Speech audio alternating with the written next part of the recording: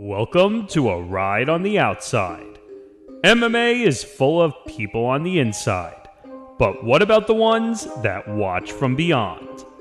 Welcome to the MMA Outsiders with Tom Albano and Zain Bando on the Empty the Bench Podcast Network. Well, it's been a little while, but the MMA Outsiders is back.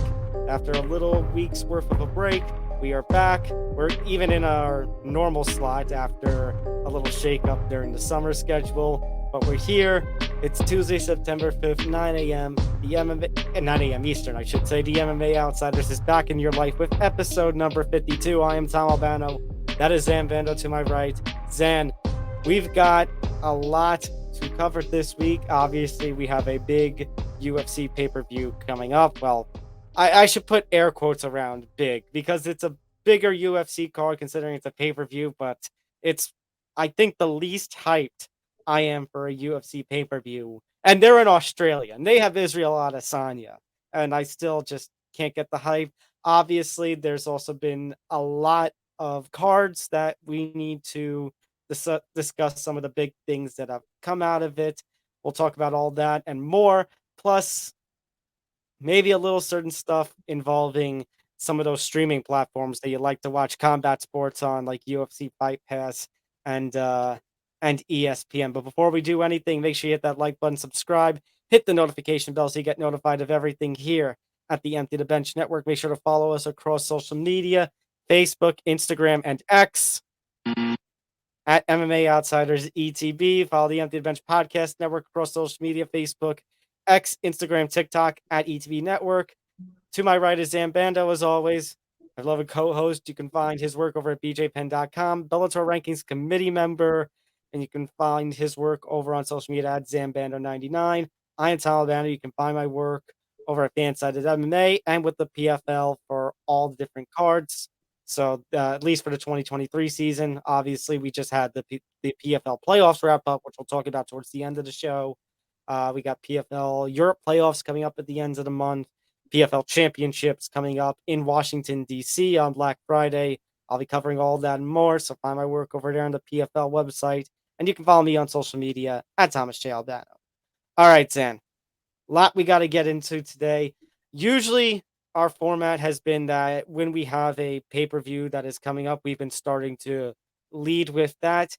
However, with a little shorter and yet a little more compact, a little more impactful, I should say, of a news segment, we've decided we're going to start with the news first this week.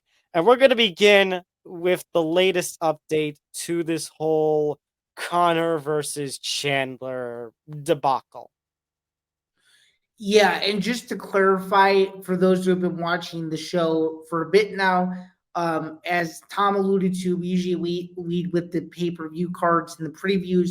We promise you, for those who are used to that format, we will do that for the remainder of the year. It is simply just because this pay-per-view in Australia is a little bit on the thinner end.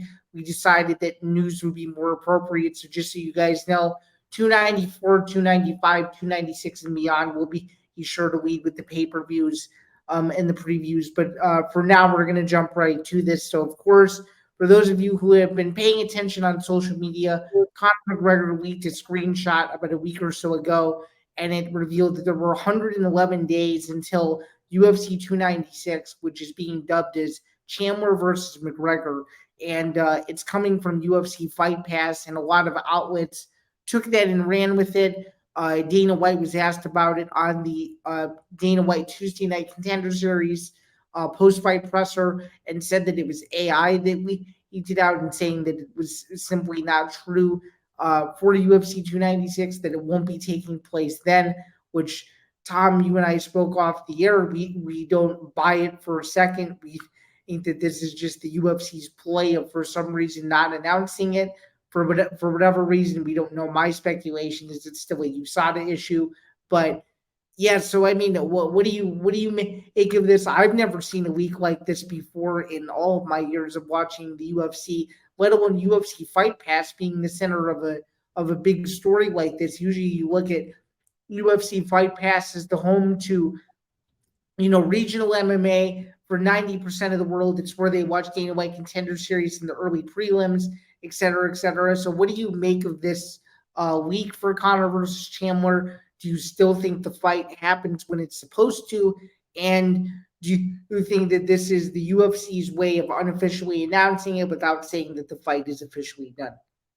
I mean, the last time, Zan, that I remember a sort of leak for a big card, I think back to the start of the year. If you remember in January, when the T-Mobile Arena accidentally put that big screen on during one of the UFC cards that announced John Jones versus Cyril Gane at UFC.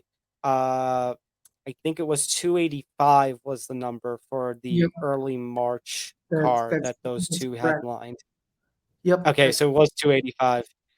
And that was when we also found out later that day that Francis Ngannou had been stripped of the heavyweight championship, and you and I had to basically do a whole episode live on a Saturday to discuss all that breaking news and what came out of it. That was absolutely nuts.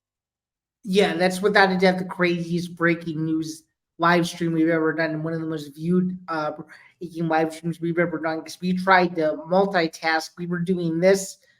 We had just finished watching whatever UFC event was on. I think it was one of the first UFC events of the year in the midst of the whole Dana White Yeah. controversy, as well as watching the NFL playoffs. So that was a wild Saturday night on both ends for us, and without a doubt, a week that we'll never forget. And as Dana White put it, T-Mobile But blew the fight, and it isn't supposed to be there. We obviously know how the fight ended. John Jones won by submission, of course, but without a doubt, that's one of the craziest weeks in recent UFC history. but Zan, I have a message that I want to send to Dana White, and that's simply that this is not how AI works. AI does not just leak stuff. AI does not do your web design. What probably happened is somebody on the UFC Fight Pass or UFC website and was putting something in there as probably like a placeholder. And then it just so happened that instead of it being saved in a draft or anything like that, it went out into the public. Now, whether that was on purpose or not by the UFC, I'm not 100% too sure. But you know what? It's amazing how one small little leak on UFC Fight Pass has given us basically more answers than any of Tough did. Over, and that took place over the course of a whole summer. So my opinion is whether the UFC did this on purpose or not, this is telling me just Dana White's excuse, the laughable excuse of, oh, AI did it. ChatGPT did it. What are the other systems? Bing did it. Bard did it. It tells me that this fight is going to happen for December, My despite his my words. And if my it's not, then I don't know. Then it was a really stupid look. my theory is that it was the UFC fall intern's fault. That's my that's my theory. I think intern was I think intern was probably messing around with the back end and is like, what if we do what if we do this? But I don't know. Maybe there's maybe there's still a mole inside the company that told whoever did that a little inkling that the fight will actually be taking place. And so why don't we just break the entire internet right now? But yeah, nonetheless, definitely a crazy story. As you said, it got us way more answers than we were anticipating.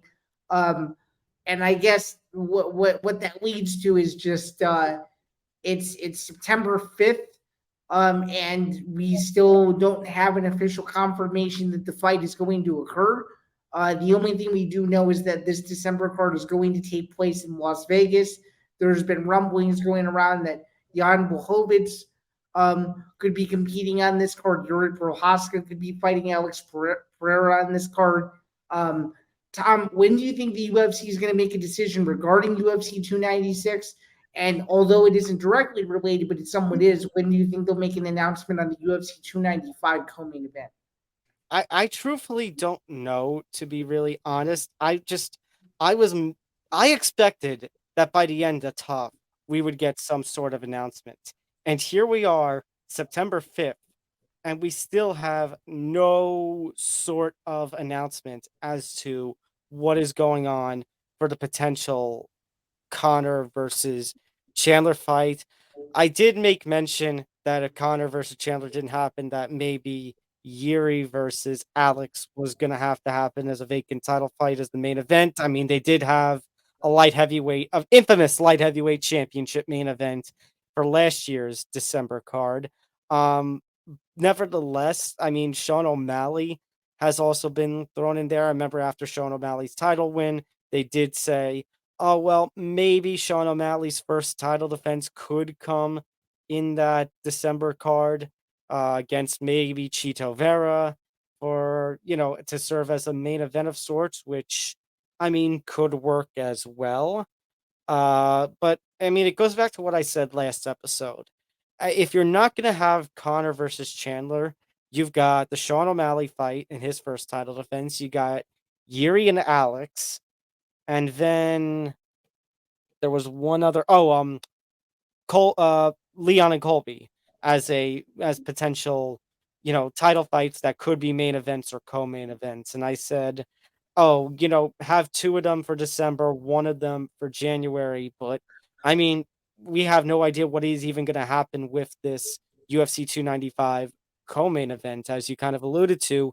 I know the rumor was Kamaru Usman versus Stephen Wonderboy Thompson, but I mean, it seems like Stephen Wonderboy Thompson and the UFC's relationship is going a little south right now. So, I mean, I guess UFC 295, Madison Square Garden, obviously have the Jones Stipe heavyweight title fight, which in itself might be worth the price, but it's like you would expect, and especially with the prices they're having for live seating for that kind of card, you would expect maybe a little more for that.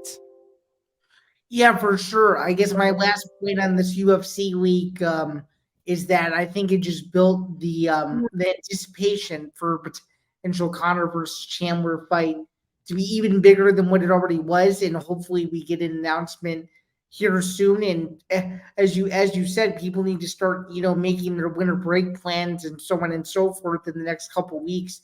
I'll say this: if we don't have an announcement by October 1st, which is a Sunday, I will be very, very surprised. So hopefully the UFC can get something done there on that front, and hopefully on some level this fight can be salvaged either in December or Super Bowl weekend in February for UFC 298. So yeah, that's my last point on that.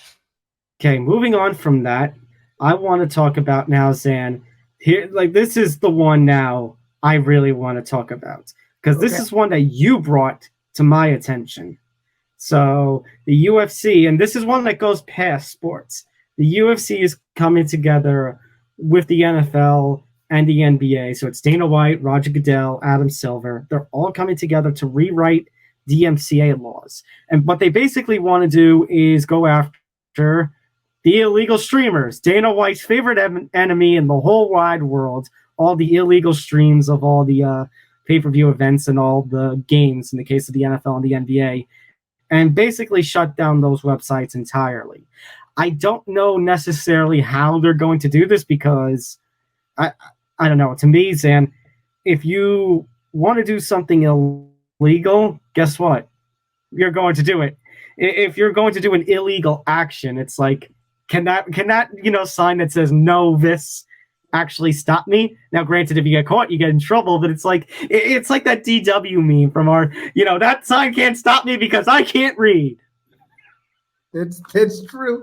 That's a good point. That actually used to be one of my favorite cartoons too, now that I think of it. But anyway, what's funny about this whole thing is most of the I'm just gonna say full disclosure, most of the counterfeit or below the belt, if you want to call it that, streams that I've watched have been out of Europe. Well, my question is, with the NFL and NBA being two primarily Americanized sports and the UFC being the only international with the three, that are coming to do this, how are they going to expect to knock off all these illegal streams out of Europe when the NFL and the NBA are that's my biggest question out of this whole. My thought is that basically because this is a DMCA law and it has to do with American law, I assume the prosecution would come under American law. Now, it does present, I guess, a good question if, say, something like this weekend, if the UFC is in Australia. Right, which, by the way, in Australia, their primary usage of pay-per-view is cable. It's not UFC Fight Pass. They do it the old school way where they have to buy it through their cable provider, and it's not streaming based at all.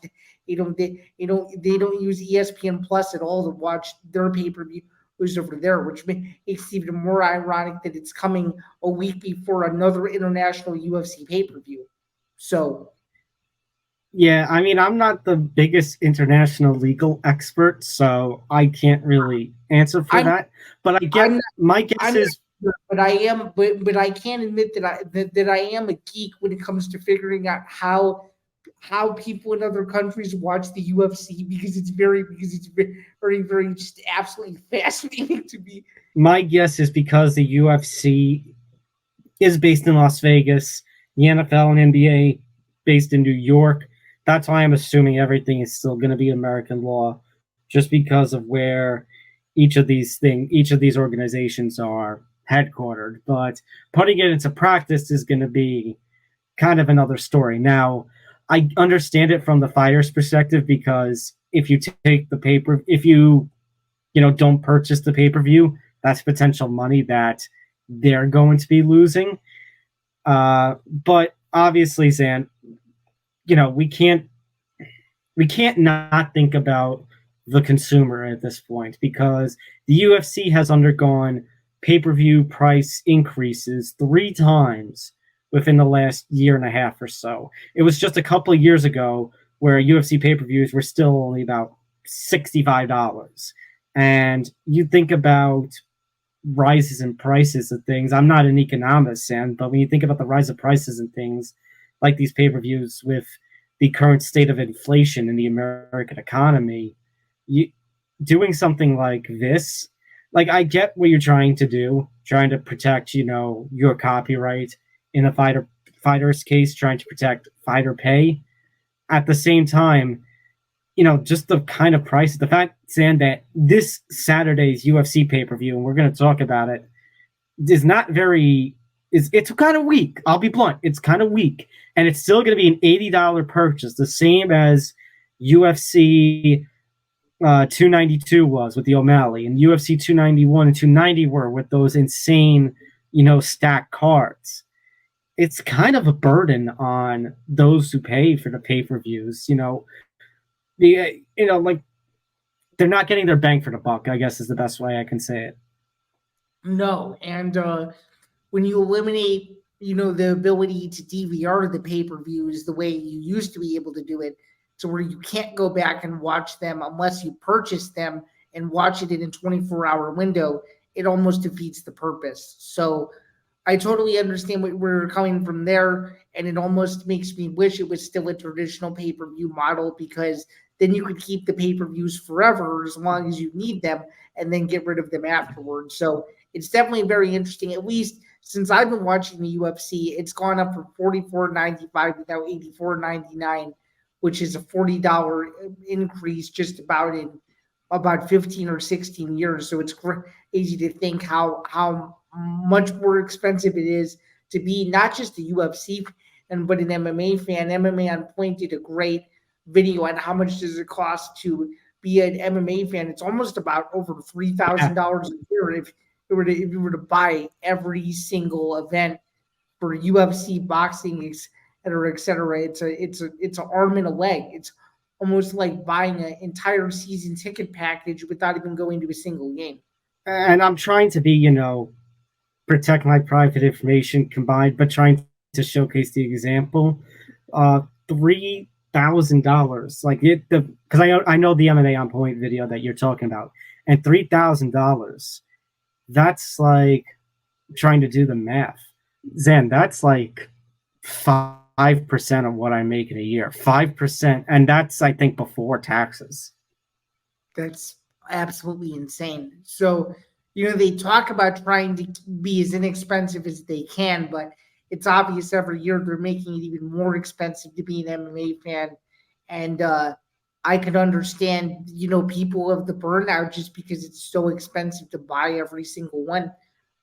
It's definitely a very And that's not also Zen, and that's not include, and that's just for combat sports, for UFC, boxing, any special PFL pay-per-view. That's also not including the $5.99 that if you're subscribed to Peacock, whether it be just for the NBC shows, the NBC Sports, the WWE Network.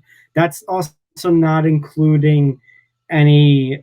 I just said kind of maybe the Zone. I don't know. Wait, the Zone and their pay-per-views, UFC Fight Pass, like it just adds up. It just continues to add up. And I think the frustrating part, Sam, is you mentioned back in the day it being $40-something, but you can also say that's when the UFC was still on the rise and still far from the global spectacle that it is right now. But you'd think, Sam, just a couple of years ago was $65, and it's already at $80 within a year and a half to 2 years. That's a quick time for such an increase, a $15 to $20 increase, at least in my mind.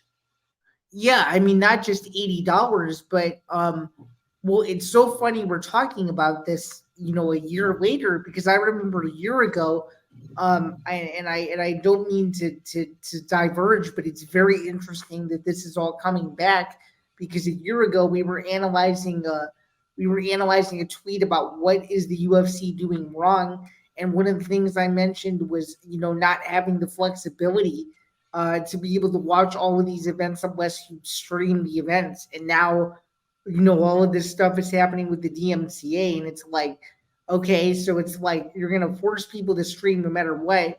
What about someone that's, been a UFC fan since '93 and they don't know the difference between the streaming service and the internet? And it's like, it's alienating. We talk about this all the time. On ETV Sports about baseball. Like, for the older audience, when you have all these different streaming platforms, you're alienating your older fans. Mm-hmm. Yeah, it's definitely interesting. And to me, I guess that leads to a follow-up question. We were talking about Fight Pass in the last segment, but I just want to know, like, could you ever see a scenario, Tom, where Fight Pass merges with ESPN Plus or just all under one roof? Because that's what I thought was going to happen when they first signed with ESPN Plus, was that Fight Pass was going to dissolve and not remain a standalone service. Do you think now it looks like it's more of a possibility that Fight Pass could be moving into the emerging stage? Could you see that happening? So I would assume so, because usually when I watch Fight Pass it's only because something like the UFC Hall of Fame is exclusive to Fight Pass, or in the event there's some minor league, regional MMA or boxing to watch, or if there's a card Fight Pass has, like a classic card that Fight Pass has that ESPN Plus doesn't. Maybe it's an old Pride card or something. That's really all I ever watch Fight Pass for. If there's an opportunity for that to all go over to ESPN Plus, I could very well see the merge pretty much happening at some point. Plus, there's also the potential possibility. I mean, you think about how WWE and UFC have now merged under this TKO umbrella on the stock market. Now, obviously, they operate as their own separate entities, but could you see maybe one day a streaming platform that is all UFC and all WWE? I mean, WWE's TV contracts are coming up, I think, next year. Is there a chance that maybe the ESPN gets involved in those kinds of talks to kind of have that, both WWE and UFC under an ESPN Plus umbrella? Yeah, I could very well see it, and I think it would be a lot easier for the consumer to just have one place to watch everything that's combat sports related. I could definitely see that being a possibility, and I think it would be better for everybody involved. especially for those smaller promotions like you were alluding to, the LFAs, the APFCs, the CFFCs, to be under that ESPN Plus umbrella and to have more eyeballs on those promotions for newer fans of the sport. I think it would be a win-win for everyone. Yeah. Let's advance now to something I really want to talk about because we've been holding off on it for a little too long. We're going to call this an exclusive. Now, I want to be very clear about something. Zain, this was a phone call that you had, and you were not calling as a journalist. You were, this is not us as journalists talking about this. Zain, you told me that you were calling because you called number one, you called the ESPN Plus support line. You didn't call Bristol. And number two, you were just calling because you were basically threatening to cancel ESPN Plus. That is exactly right. So for those of you who don't know, I've been an ESPN Plus subscriber since the beginning of the service, since the very first UFC to take place on ESPN Plus, the Henry Cejudo TJ Dillashaw fight. And I was just getting fed up with the fact that ESPN just continues to raise the prices every single month, it seems like, and almost on a yearly occurrence for the UFC. And I just said, hey, look, I've been a subscriber for this many years. Is there any way you can give me either a discount on the current plan that I have, or can you tell me anything about, potential bundles coming out? And unfortunately, I got an answer to both of them. I got no answer, meaning an answer of no to both of those. But I got word that starting October 12th, ESPN Plus is going to raise the prices again for the bundle of Disney Plus, Hulu, and ESPN Plus to $23.99 a month. Currently, if you pay for the bundle, you pay $19.99 a month in the United States, because that is where the service is exclusive to. And that just really rubbed me the wrong way, because I remember when I first purchased this back in January of 2019, the service was $4.99 a month. And to see either this bundle has gone up by almost $30, or almost $20 rather, is downright saddening to me, just considering how loyal I've been to them for several years and really subscribing to it for the sole purpose of watching the UFC and boxing pay-per-views in the last several years.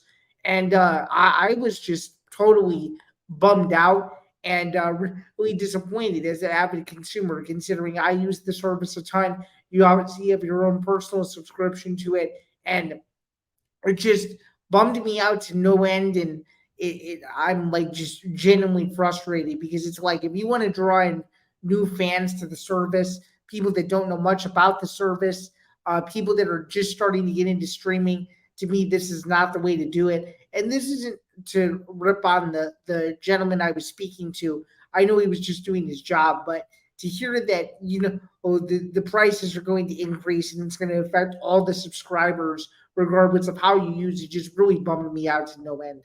And then there's the other half to it, in which during your questioning, you found out that basically we just talked about how the UFC prices have been raised 3 times in the last year and a half to 2 years, and it's going to go up again. So all of us in the MMA sphere who have been wondering, is it going to increase again? Is it going to be, by year end's time, up to $85 and $84.99 pay-per-view?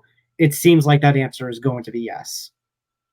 Yeah, unfortunately. So I did the digging, so you guys didn't have to, although that is not what I was intending to do. Again, I want to make it very clear. I was calling as a subscriber. I was not calling to do sort of an investigative piece, because I'll be quite frank. I'll be the first person to say it. I like ESPN Plus. I have ESPN Plus primarily for the UFC, but I like all the other content that they have on it, from all their exclusives to NFL primetime during the season. Like, I like everything that the service is about, but to hear that, it's going up again and it's going to be even harder for the purposes of our show to be a combat sports fan, especially because for most of us, in very difficult economic times right now, it's hard to shell out that much money a month. To me, it's totally disappointing, especially for the people that spend their hard-earned money every month to watch these events is an escape. So to hear that it's going to go up even more, and to hear that there's no official price point on Ngannou versus Fury, although there has been a number floating around, to me, it's very uncoordinated, and I think ESPN needs to do a better job of just simply being transparent with the consumer. How much am I paying? How much are the pay-per-views? How much is the discount? How much is the bundle? To be quite frank, I should have not had to call them to get an answer. That should have been public on their website. I looked everywhere. That was not public at all, and I'm glad I did my due diligence, because if I didn't, I would have woken up on October 12th to see a bill increase, and I would have been like, wait, really? Okay. So yeah. I mean, and I guess that's all I can really say. It's a bummer, but this is what they want to do. And I mean, my theory is if they want to increase it by $5, there's got to be more content coming that we don't know about, that's going to make it worth the incentive of extra dollars. Because if there isn't, then what's the point, in my opinion? All right, guess it's time for me to finally shoot. Okay, go for it. Zan, we have just passed.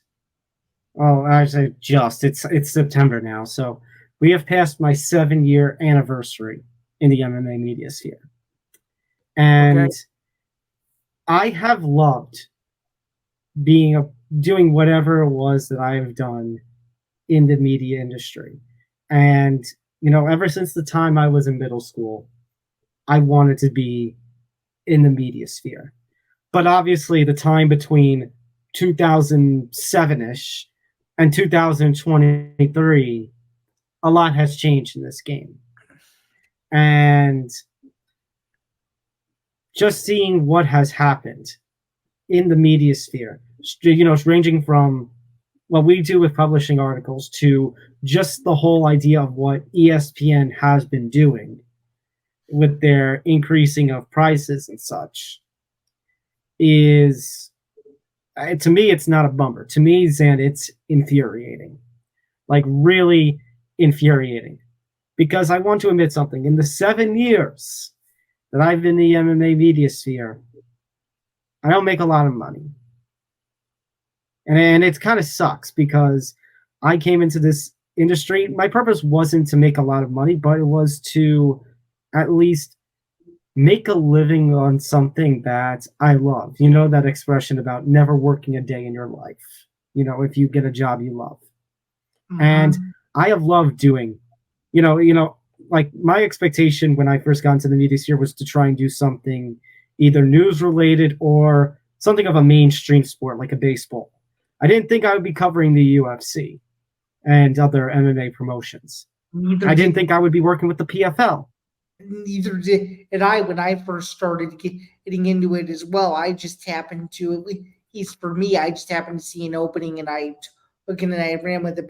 But I did not think that 4 years later I would still be in the position that I am. Not in a good way or in a bad way, but similar to you. I had differing feelings too going into it than how I feel about it now. And yeah, continue with what you were saying though.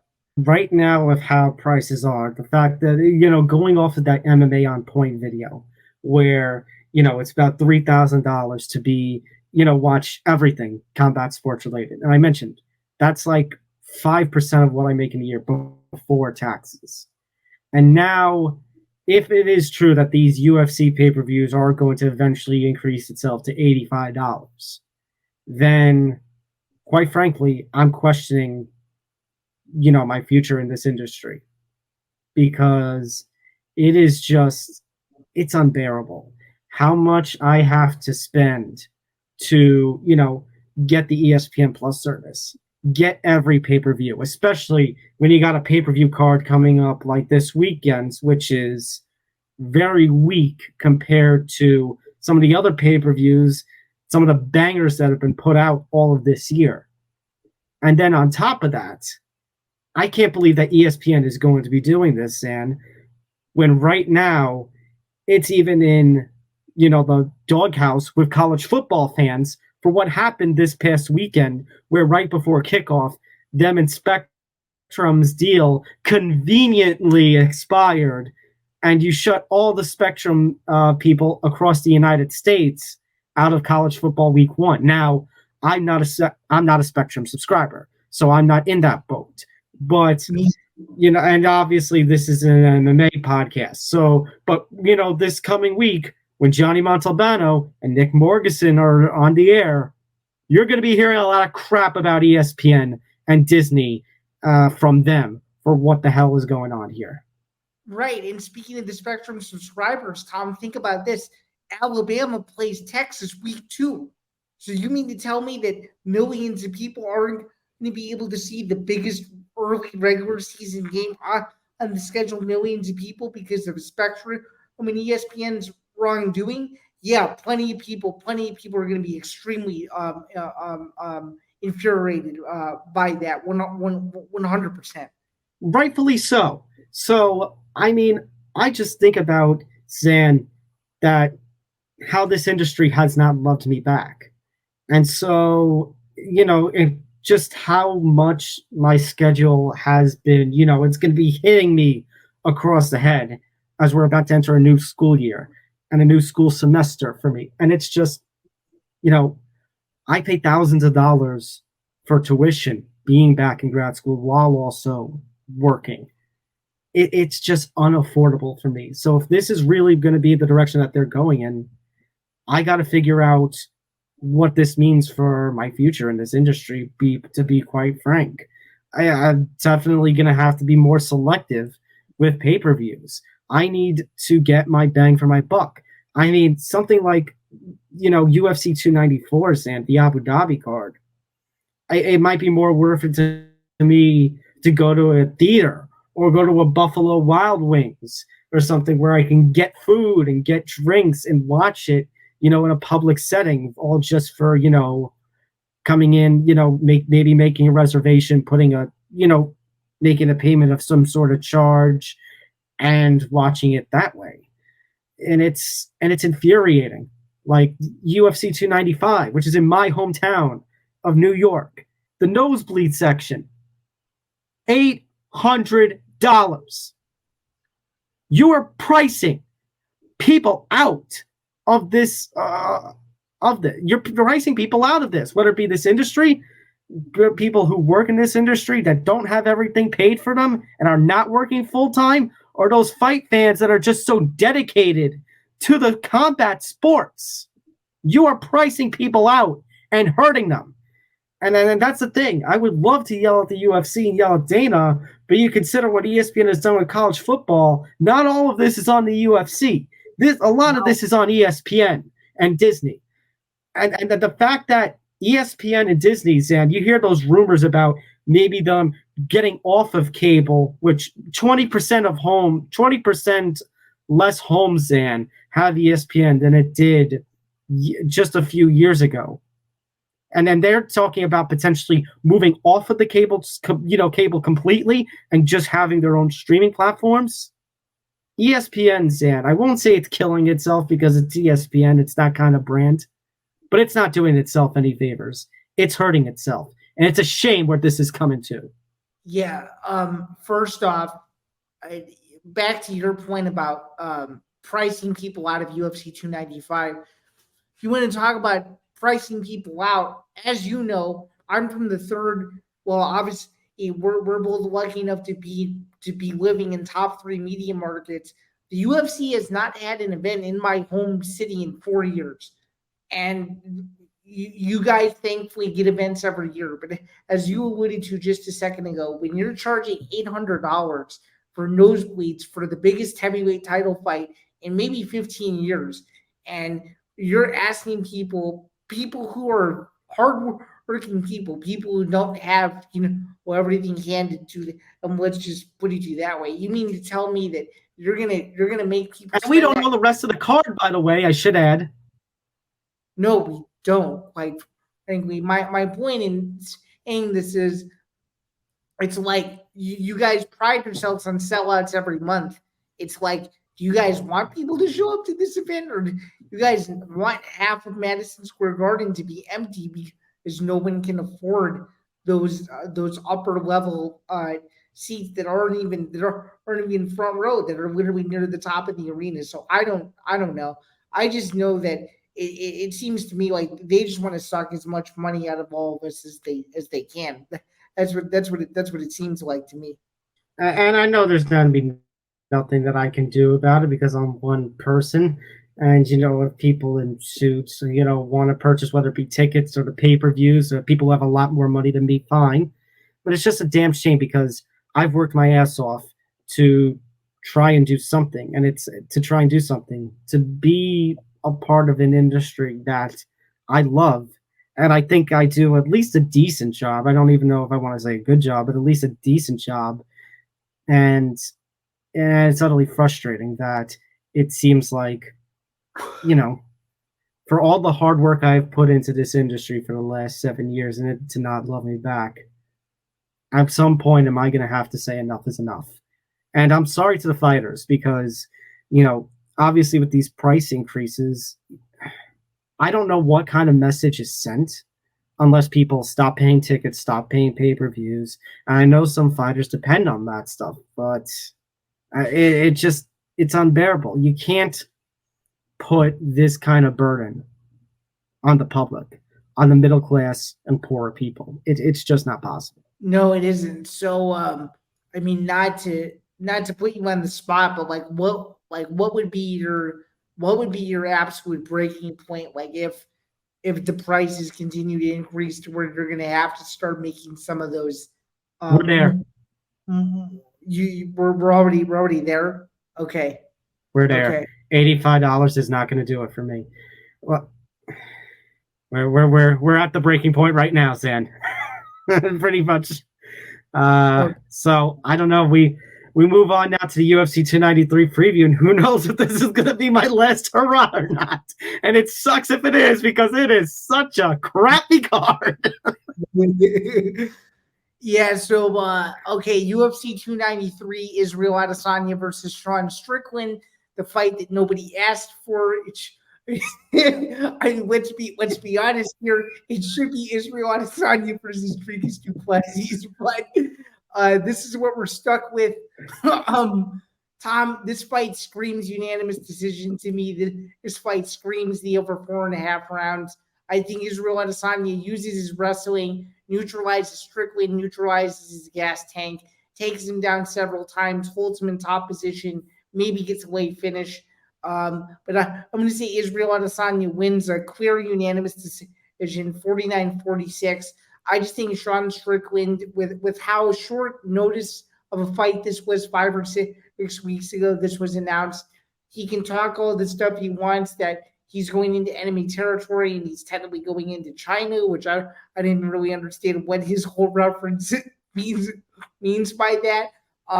But I don't see this fight being entertaining at all. I see the press conference being more entertaining than the fight itself. Yeah, the press conference is going to be more entertaining than the fight itself. And Zain, I don't have really any other words. I mean, how many times have I said, Zain, the last couple of months, stupid, that they thought the Robert Whittaker Dricus du Plessis winner was going to be ready for such a quick turnaround in September against Adesanya. They were so stupid to think that. And now, as a result, Sean Strickland is earning a title shot, Zain, off of a win over Abus Magomedov. That is the fight that earns him a title shot.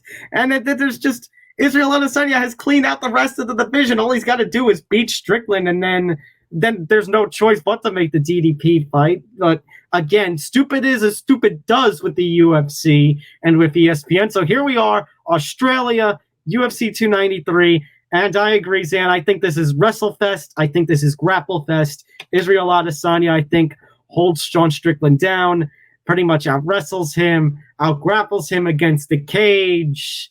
And, I mean, maybe Sean Strickland decides to try and be stupid and try to outstrike Israel Adesanya like he did Alex Pereira last year. But either way, yeah, I agree with you 100%. Adesanya, unanimous decision, retains the middleweight title. You better be, those of you who are somehow interested in this fight, you better get your fill with the press conference because I think you're going to be sadly disappointed. Yeah, and for those of you who are interested in staying to this fight, make sure you have 4 helpings of popcorn ready because you're gonna need them. And speaking of 4 helpings of popcorn, we're gonna go over to the big boys for the co-main event, heavyweight division, Tai Tuivasa, Mr. Shuey, taking on Oleksandr Volkov. Is the Shuey gonna be done in Australia after a Tuivasa win, Zain? Or do you think Volkov's gonna run through him? I think Volkov takes Tuivasa down, but I'm gonna say that hopefully Tuivasa's worked on his takedown defense and skills from bottom control, because if he hasn't, that's all Volkov will have to do to win the fight. But knowing it's in Australia, Tuivasa's gonna do something crazy. He'll probably end up flatlining Volkov. It'll probably end up being one of those knockouts where they're going to try to throw it the exact same time, and Tuivasa will get there first and knock him out. So I'm going to say late first round, early second round, TKO/KO for Tuivasa in front of his home fans. Is this, in your opinion, a must-win for Tuivasa? This would be a 3rd straight loss. He lost last September. Actually, a year ago against Cyril Gane in Paris, and then the last time we saw him was on the Thompson Holland card last year, where he got knocked out by Sergey Pavlovich. Is this a must-win for him? 1,000%, yeah. What is his current ranking in the heavyweight division? He is number 6. Okay. He is number 6. Volkov is number 8. Yeah, this is a must. This is where I'm going to act. Yeah, must win for both. More pressure on Tuivasa, though, in my opinion. Yeah, I would put the pressure on Tuivasa. I want Tuivasa to win. I want to see a shoe in Australia. I don't know if his takedown defense is going to be enough. I'm going to go with Volkov by a 2nd or 3rd round finish. Oh, wow. So you think he silences the Australian crowd? Okay. I think so. All right, next fight. Manel Kape versus Felipe Dos Santos. First of all, Zain, in terms of just Kape, is this fight actually going to happen? Because I don't think I've ever seen somebody get as many fights canceled with the UFC as Manel Kape. Well, we still have a couple days to go. We're on Tuesday morning, and you know what hasn't hit the fan yet. So we still have 36 hours to figure it out. If you were to put a gun to my head, I would say, this fight still happens, but it's gonna be cutting it very, very close. Let's just put it that way. I actually think Felipe Dos Santos submits Manel Kape in the 2nd round if it does happen. What do you think? I understand what you mean. He's Felipe Dos Santos coming into his UFC debut here. He last fought in November. A unanimous decision win over Hugo Paiva. I think, Zain, I think you're right. I think that I don't know if I can necessarily say that he's going to get a finish on Kape, but I think he's going to do enough to maybe grind out a unanimous decision. All right, next up, Zain, Justin Tafa, Austin Lane. This was a fight that took place back in June. Accidental eye poke, which actually left a really bad mark. I believe it was on Justin Tafa, and the fight ended up a no contest, only about 30 or 40 seconds in. It was an exciting 30, 40 seconds, if I remember correctly, with the two, because it was basically a fight, Zain, where the fight could have ended at any point with how those two were throwing. And I expect the same thing.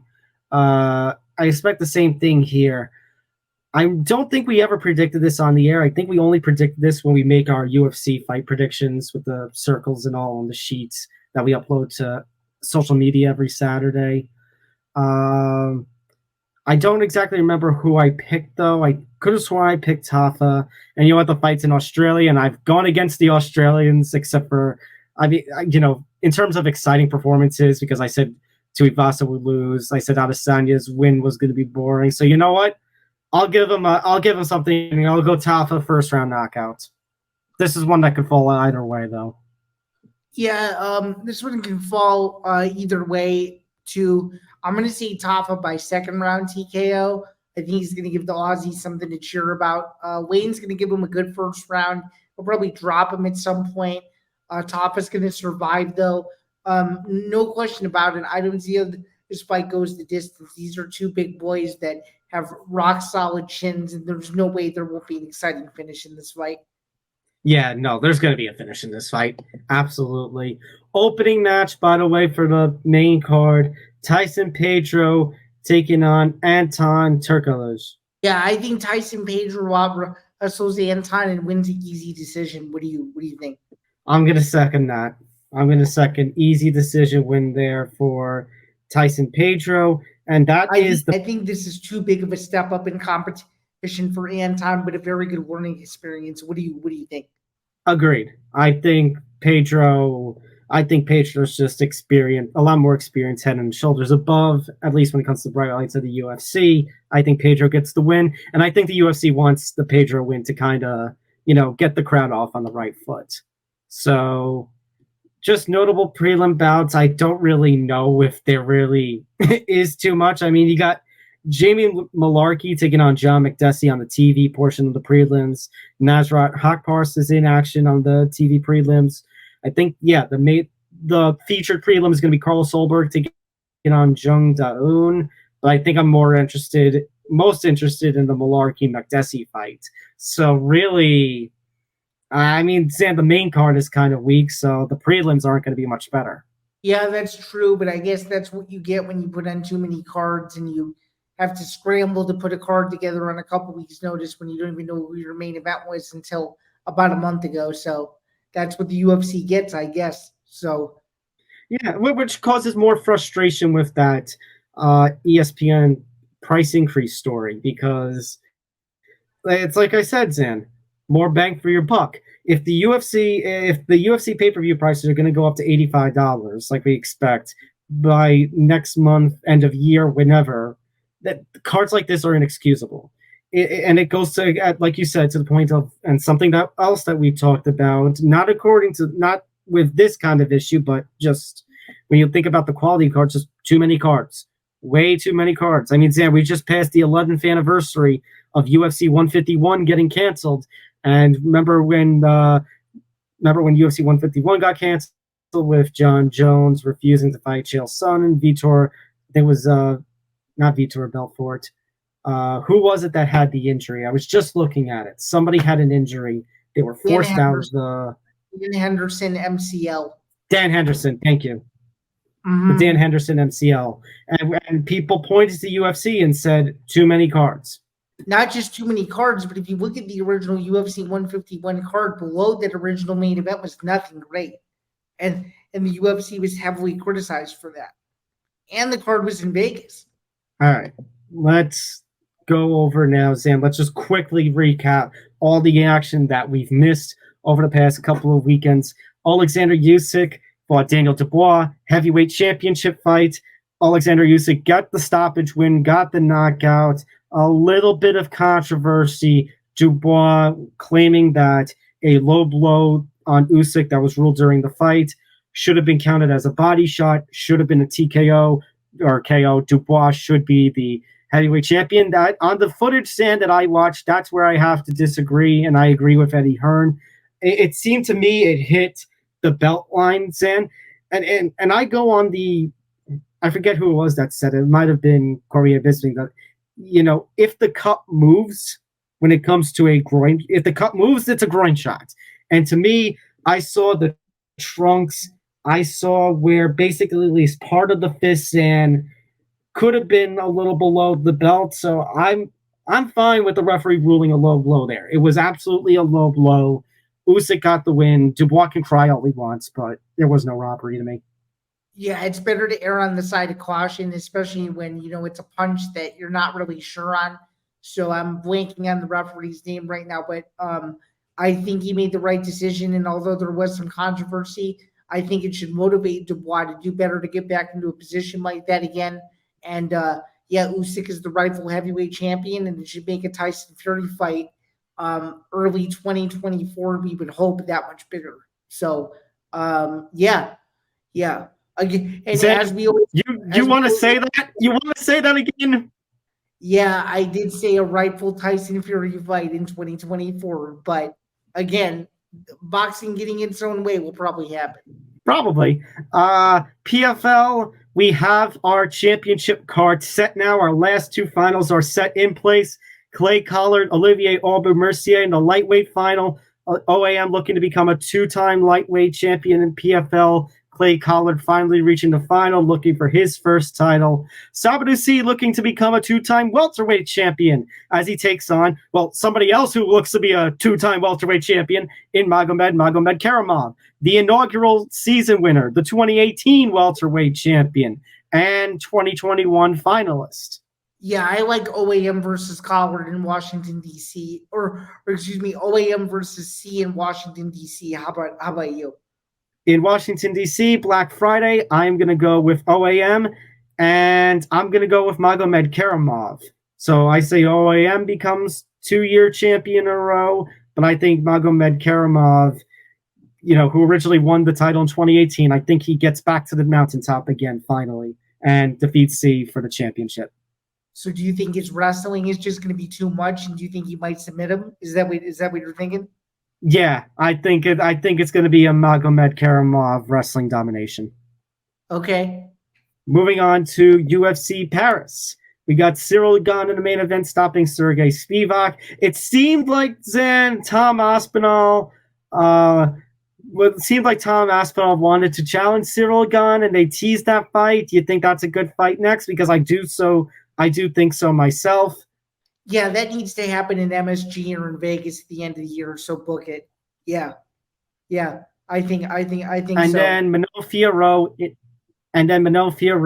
in the toughest competition I think she has ever had to face. She and Rose went at it, but Jamal Hill could cry all he wants, but Manon Fiorot won that fight in my mind. I don't know what Jamal Hill was smoking, but Manon Fiorot easily won that fight, and I think she passed a pretty big test. I think as long as, I think she's ready for whoever wins that Alexa Grasso-Valentina Shevchenko fight. Fiorot put herself in a very good position, obviously beat a former two-time champion in Rose Namajunas, which is not easy to do.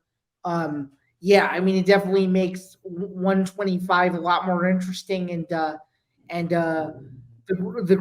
Shevchenko fight, which I should be a primarily, and which should be a fantastic fight, I think sets up a great title eliminator for Fiorot, and I hope the UFC flies her out and puts her front row, because I think she's the next rightful challenger at 125, and she looked phenomenal in doing so. Yeah.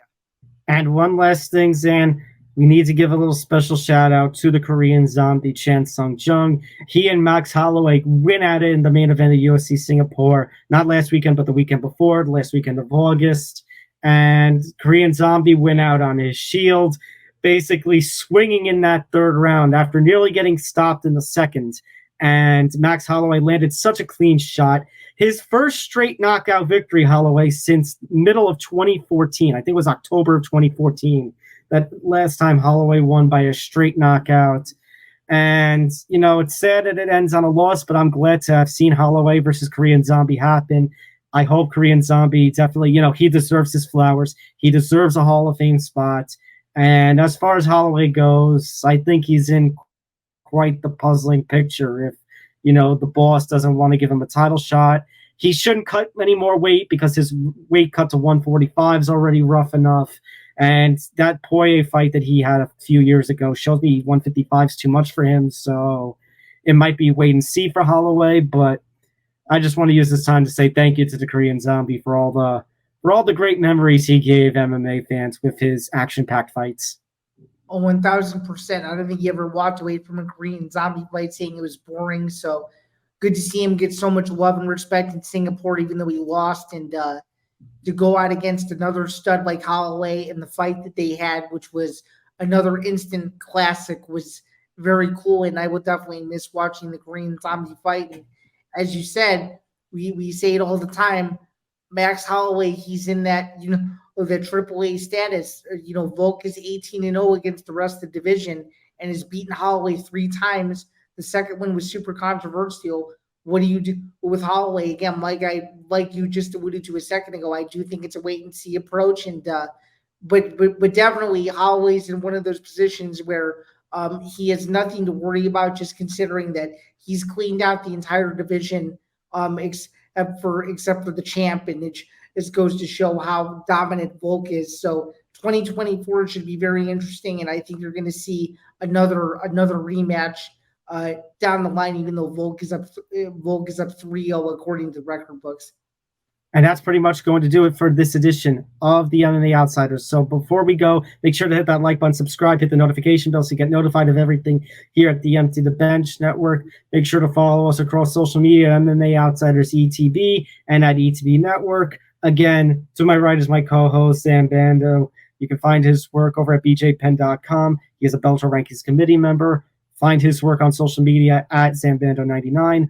I'm Tom Albano. You can find my work over with Fansided MMA and the Professional Fighters League as we approach the championships coming up. So you can find my work there at pflmma.com. Follow me on social media at Thomas J. Albano. And for those of you who are listening on the audio-only platforms, make sure to go check out our video feed at our home on YouTube. Hit the subscribe and notification buttons there. If you are watching us on YouTube, make sure to go to Acast and all the audio-only platforms that we're on and take MMA Outsiders on the road with you.